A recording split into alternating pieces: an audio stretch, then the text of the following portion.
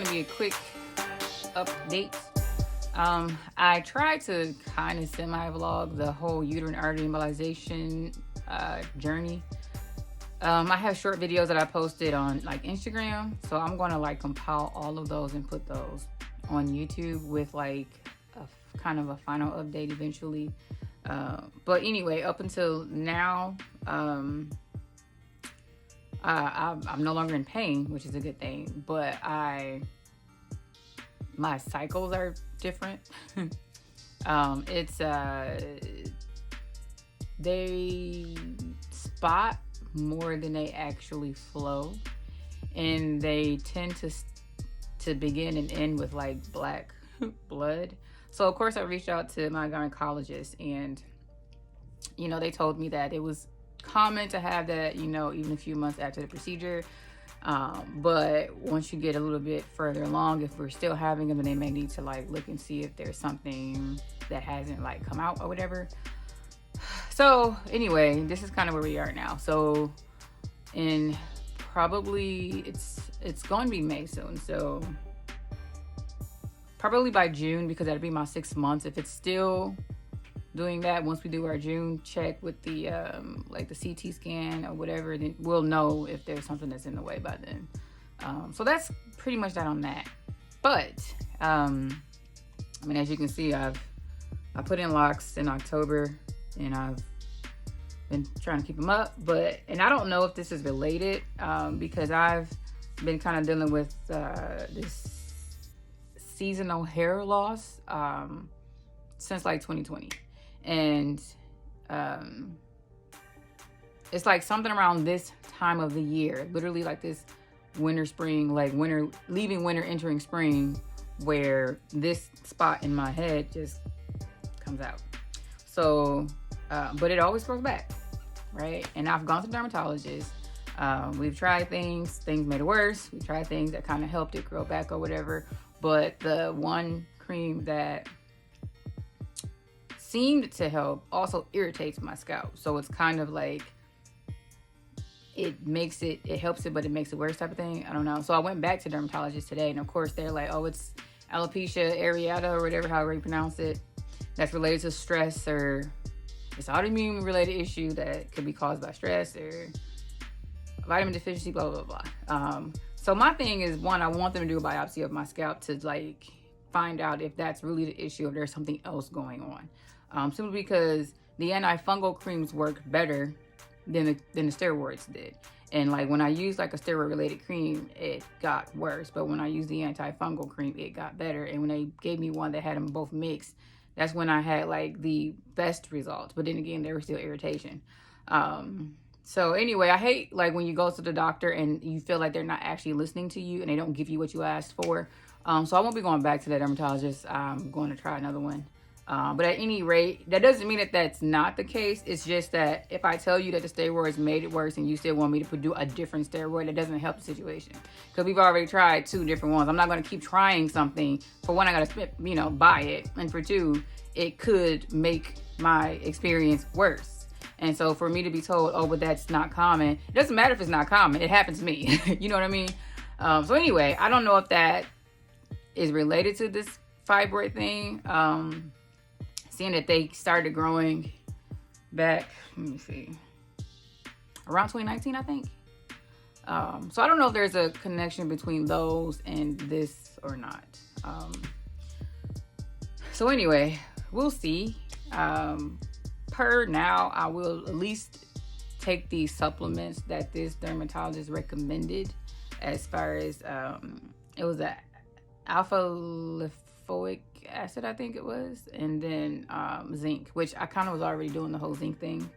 But anyway, we'll get back onto it, and we'll just see what that does. They recommended that Rogaine. They were trying to give me some kind of topical steroid, whatever, to put on my scalp, which I don't want to do steroids. So, in a non-steroidal prescription that they wanted to do, my insurance doesn't cover, and it costs like $500 to buy, and so we're not doing that. Anyway, so this is what's going on now, because I was wondering, because I felt like the growth of my hair was being stunted, because it didn't seem like it was really growing.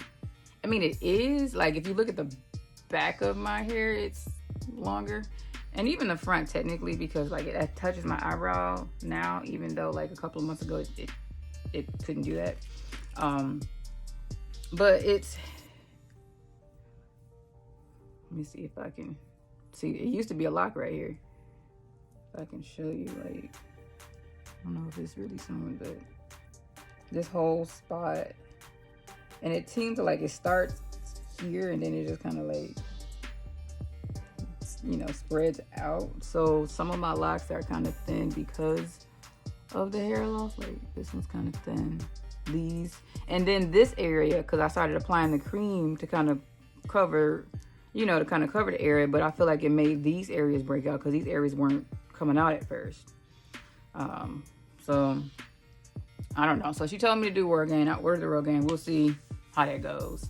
And all of the little supplements and stuff. So I don't know. I don't know if they're related.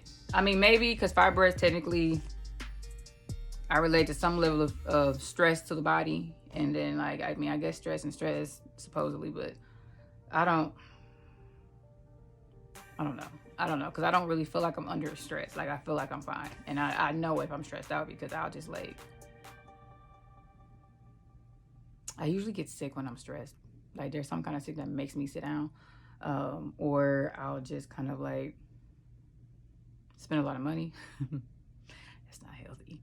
Or I'll just, like, not be around people. So, okay. Well, maybe I was stressed. But we'll get back to that. But anyway, so this is where we are. And it comes at the same spot. So that's what's weird. So as you can see, it's hair there. So it's already started to go back in.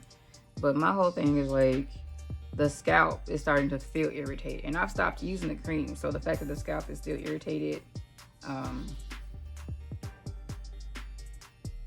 See, like, it's come out to this part. And it usually doesn't come out this wide. So I don't know what that's... Yeah. I don't know. So anyway, this is where I am. So I had, when I cut my hair off in 2020, I started using Organic Girl Hair Co. Because I aside from this spot, I had two spots on the side that had come out like 15 years ago from me being like stressed and everything. But those didn't do like this. It didn't like come out, grow back, come out, grow back. It went out and didn't come back without help. So I had went to the dermatologist in Michigan, and they shot me up with some steroids, right? The steroid shot, and it worked, right? Those grew back over time. It wasn't like immediate.